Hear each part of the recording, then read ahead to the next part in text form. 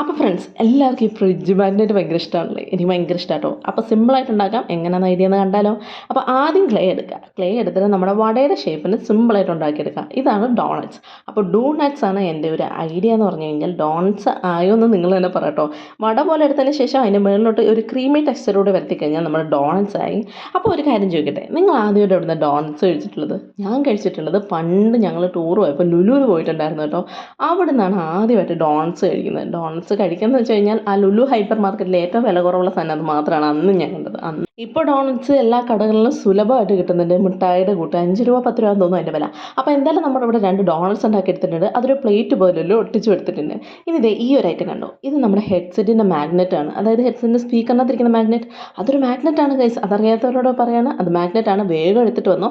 ബാക്കിലൊന്ന് ഒട്ടിച്ചു കൊടുക്കേണ്ട ആവശ്യം മാത്രമേ ഉള്ളൂ. ശേഷം നമ്മുടെ ഫ്രിഡ്ജിൽ ഇത് ആകർഷിക്കും, ഇത് ഫ്രിഡ്ജിൽ ഒട്ടും. അപ്പോൾ ഫ്രിഡ്ജ് മാഗ്നറ്റ് ഇത്രയും സിമ്പിളായിട്ട് ഉണ്ടാക്കിയെടുക്കാമെന്ന് മനസ്സിലായില്ലേ? ഇതാട്ടോ ഞങ്ങളുടെ ഫ്രിഡ്ജ്. ഇത് ഒട്ടി ഗൈസ്, കണ്ടില്ലേ? ഞാൻ പറഞ്ഞില്ലേ ഇത് ഒട്ടും ഗൈസ്, ഇത് ഒട്ടും. ഞാൻ കാണിച്ചു തരാം, കണ്ടില്ലേ? ഇത് ഒട്ടി ഗൈസ്. നമ്മുടെ ഫ്രിഡ്ജ് മാഗ്നറ്റ് സിമ്പിളായിട്ട് ഉണ്ടാക്കാം. ഇത് ഫ്രിഡ്ജിൽ ഒട്ടിച്ചെന്ന് വെച്ചാൽ വലിയ കുഴപ്പമൊന്നുമില്ല എന്നാണ് എൻ്റെ വിശ്വാസം. എന്തായാലും എന്തെങ്കിലും കുഴപ്പമുണ്ടെങ്കിൽ കമൻറ്റ് ചെയ്ത് പറയാൻ കേട്ടോ. അപ്പോൾ എങ്ങനെയുണ്ട് എൻ്റെ ഫ്രിഡ്ജ് മാഗ്നറ്റ്?